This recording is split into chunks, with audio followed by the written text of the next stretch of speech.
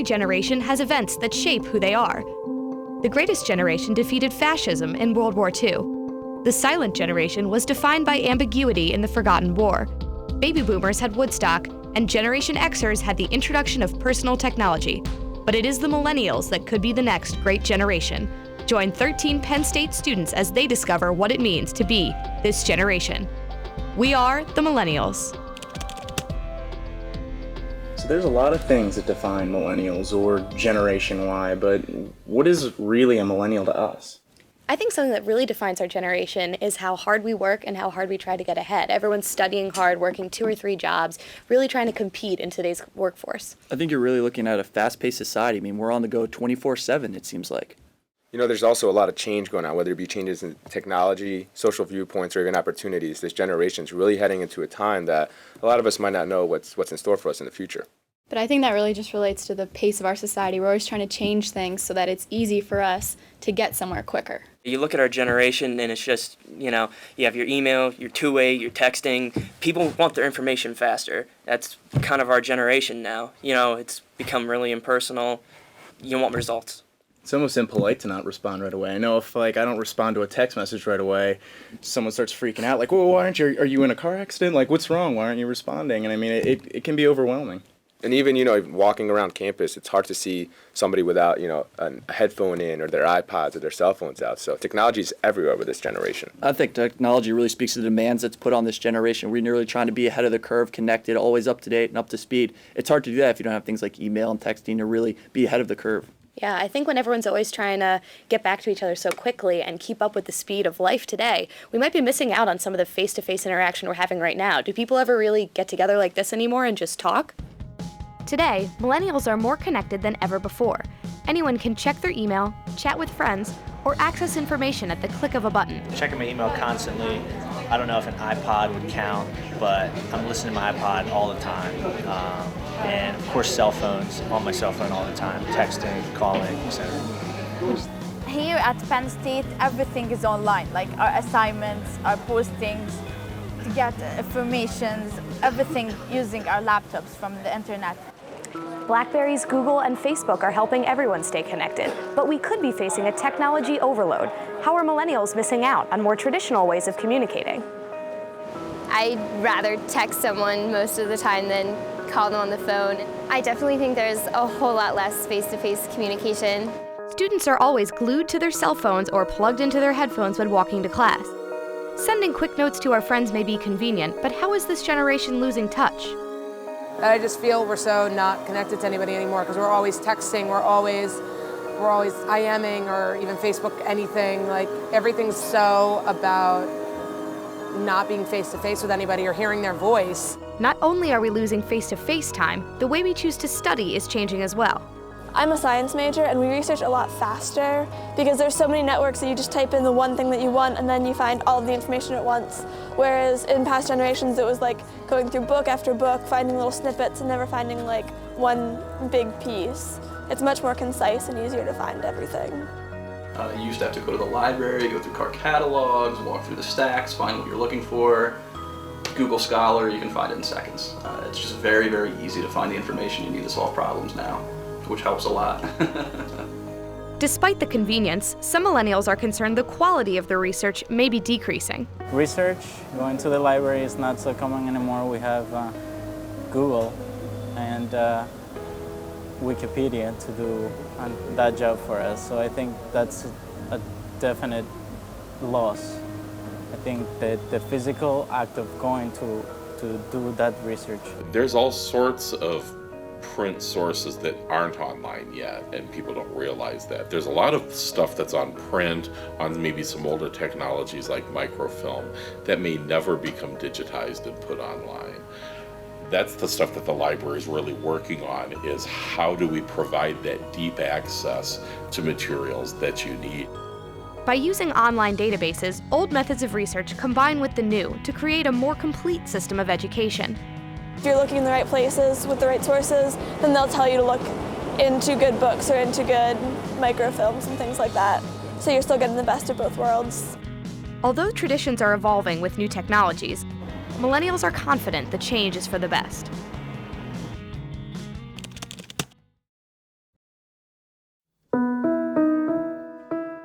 laboratories tend to be cluttered with beakers, chemicals, and gadgets.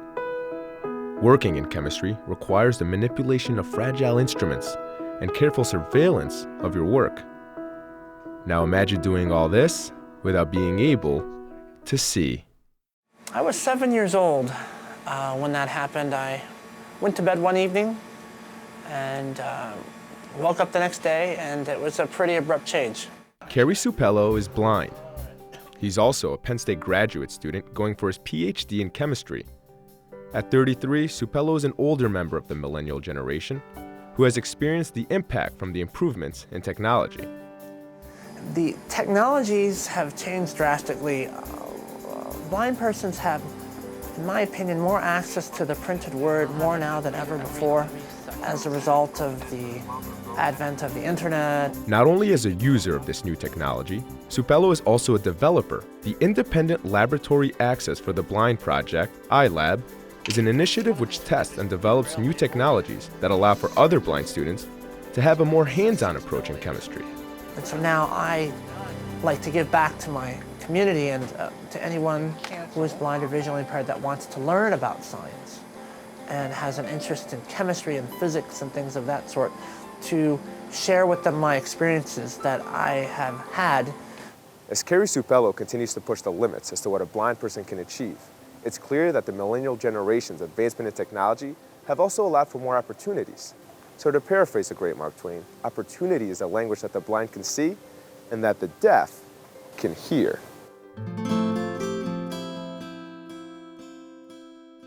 If you can't see anything wrong with Emily Fustis, you're not the only one. Basically what everybody thinks is they don't see any difference. Like, I tell them I'm deaf, they say, oh, okay, that's really cool. Currently enrolled as a freshman in the Schreier Honors College, Fustis is now able to follow paths she never before thought possible, thanks to a procedure she received at age 2. I was born profoundly deaf, yes. So it was a very good decision for my parents to get me a cochlear implant because I had no idea where I would be if I didn't have the cochlear implant. What I want you to keep in mind is that really any college or university is open for deaf individuals. It enables the user, when they have their cochlear implant on, to perceive sound and language and environment through the implant. Even with improved hearing, Fustis, who has aspirations to be a doctor, still struggles with a problem faced by most college students: waking up in the morning. I just use my cell phone as a vibrator alarm, and I also have a special alarm clock and doorbell. I think you saw it outside my room. There's a doorbell, and it's connected to another vibrator I have underneath my pillow. While technology has undoubtedly played a big role in helping Kerry and Emily cope with their disabilities, it is their optimism and determination that defines them. You never want to sell yourself short, because if you don't try something, then you'll never know if you could have achieved it. I'm here at Penn State, and it's hard to get into University Park freshman year. It's hard to get into the Honors College. I'm here. I want to be a doctor, and there's nobody who can tell me to say no. You know, and we all have different challenges in our lives, and as long as our personality and our determination allow us, we can overcome and do whatever it is that we want to. I consider myself lucky for getting the opportunities that I got because of my cochlear implant. I like to think to myself that if my students see that I can do it, then maybe that inspires them to think that they can do it too. So where'd you meet him? I met Kerry earlier last year, and both Kerry and Emily are just amazing individuals. The things they've been able to do now and that they're continuing to do and plan to do are just really inspiring to me, and I think to most people who watch this. Yeah, I think Emily and Kerry working with you on this project. Kerry's going after his PhD. Emily's involved in so many things on campus. She does swing dance. She's involved in a religious group on campus, and she wants to be a teacher or, as she said, in the medical field. It's just really inspiring to see that disabilities aren't holding them back. Yeah, these people have huge goals ahead of them, and with technology and the advancements and, of course, their individual characteristics, I think they're going to get there. I think it really speaks to the resourcefulness of the millennial generation. These people are faced with gigantic challenges, but they're still able to overcome them and achieve incredible things in academic and professional fields. I think slowly what you're seeing through this generation is melting the word disability away. The stigma is really almost fading out as technology keeps advancing. You have people strong-willed and determined to be successful, and I think that's really what you're seeing with this generation.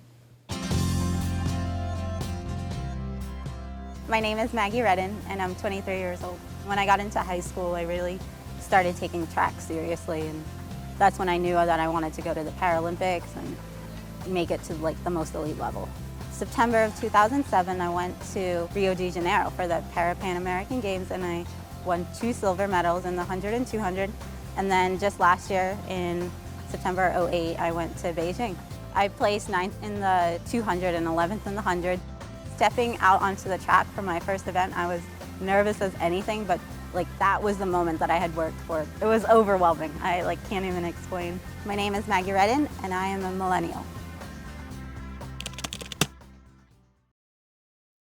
You know, one of the biggest challenges facing our millennial generation is increased stress levels. You know, whether it be at work or at school, there's just so much piling up, and you know, it's crazy. I mean, how do you guys feel about this?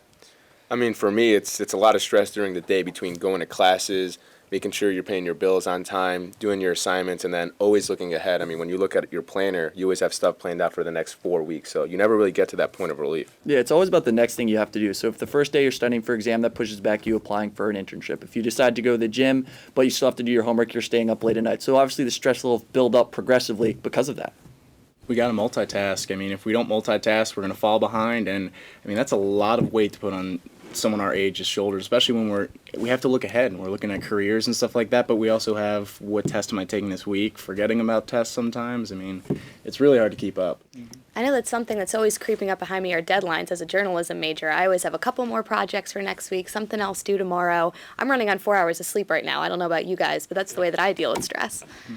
I think students are just looking for different ways to cope, and there are a lot of things out there to do that. It appears that one of the latest trends for millennials is popping pills to boost academic performance. Students today are facing more stress than ever before and look for help any way they can get it. In previous generations, people got their energy through healthier alternatives, such as fruits, to give them that extra burst of energy. So why is our generation turning to so many different methods to get work done?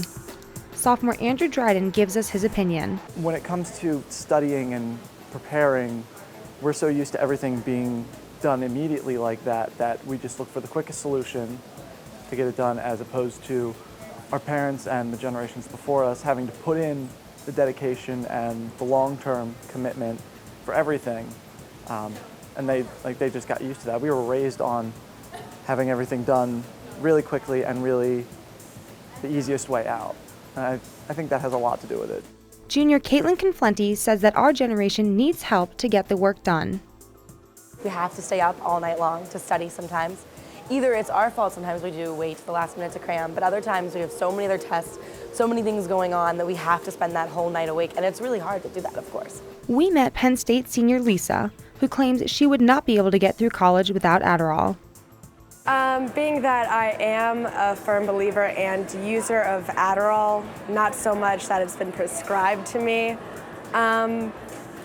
it's the all-nighter kind of effect. You want to be able to spend the whole night studying, getting the best grades possible, and probably the best thing that's ever worked for me was the Adderall, and I've gotten really good grades from it. According to experts, the abuse of Adderall can lead to some serious side effects, including dry mouth, weight loss, high blood pressure, and, in extreme cases, death.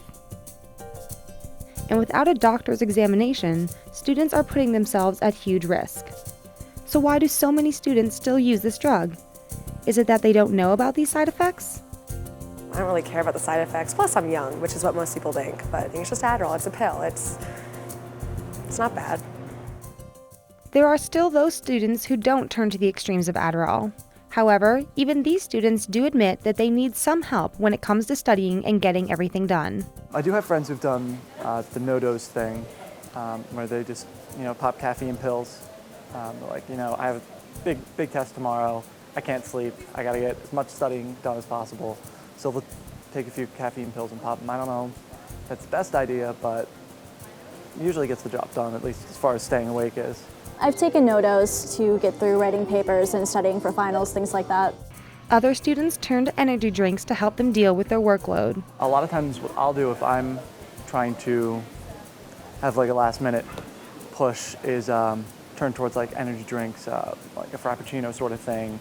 Just get that last boost of energy for a little bit so I can keep going and then crash afterwards.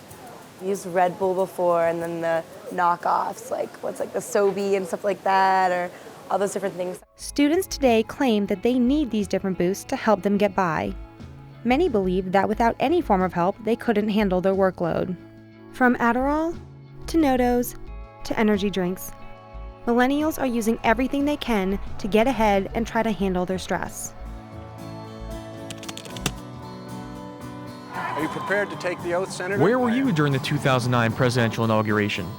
I did walk by, and see a lot of, what was going on outside, all the people watching it. We stopped class and watched the inauguration on the TV itself, so we dropped the lesson plan and we watched it. Stay tuned to see how millennials are responding to President Obama's inaugural address. It was said earlier that every generation has moments that define it. This is ours. Like many on Election Day, I withstood long lines to cast my vote. No amount of this, however, could prepare me for this. Inauguration Day, January 20th, 2009. Heading to the mall, it was freezing, but no one seemed to mind. I stood near the Washington Monument, amassed in a crowd of almost 1.8 million. Finally, at noon, the moment arrived. I, Barack Hussein Obama, do solemnly swear. Congratulations, Mr. President.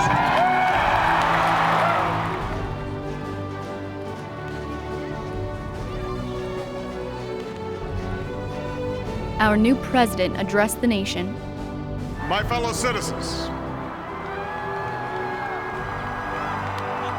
I stand here today humbled by the task before us.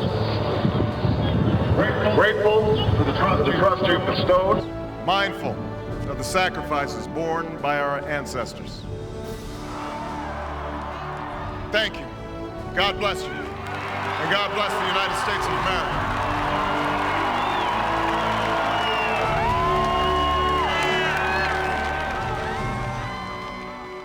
I woke up at 3:30 in the morning that day. We got to the mall by 4, but it was still one of the most amazing days in my life. Do you guys remember where you were? Absolutely. I was in my psych class, and the teacher actually canceled class and put the inauguration up on the big screen, which was really cool. It was a really powerful experience being able to watch such a defining moment in our generation with other millennials. I was in my apartment watching it on television, but with me, I was on the phone with my mom because it meant a big deal to her. So during the entire speech and the ceremony afterwards, I was either on the phone with her and then calling my brother and just different family members because it was an experience we all wanted to share. So we were able to do that by watching and talking to each other.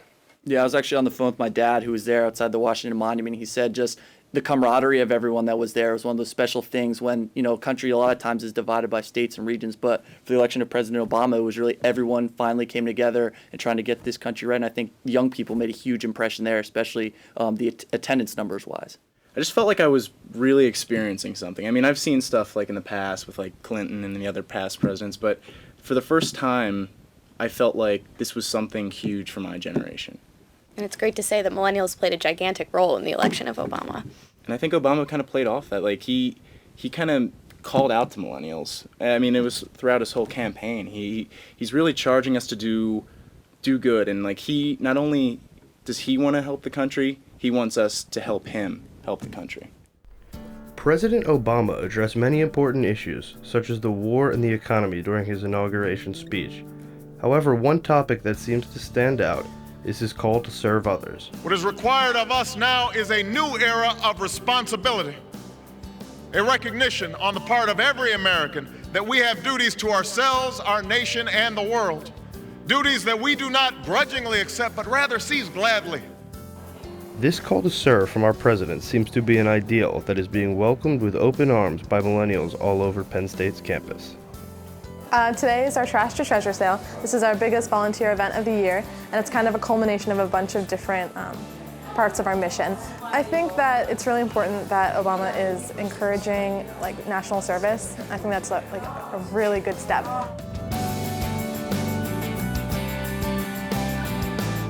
They have been awesome. Actually, we've hit almost every drive's goal for this set-a-thon drives. Usually we don't do as well, again, because of colder weather.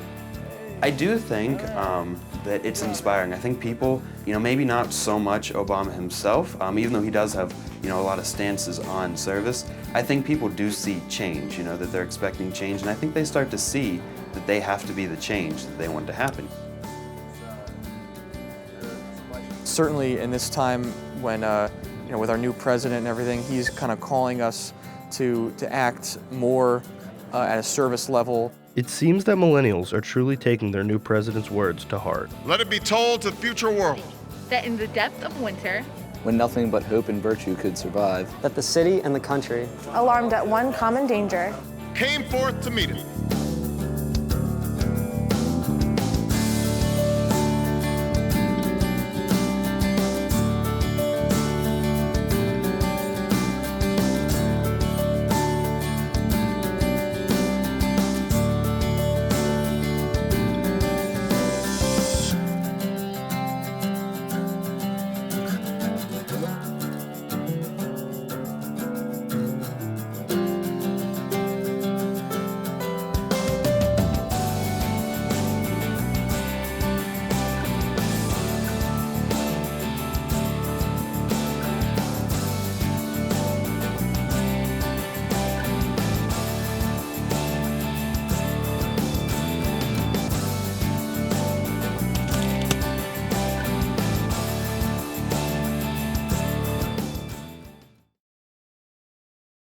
A copy of the program you've just seen can be purchased through Penn State Media Sales at mediasales.psu.edu or by calling 800-770-2111.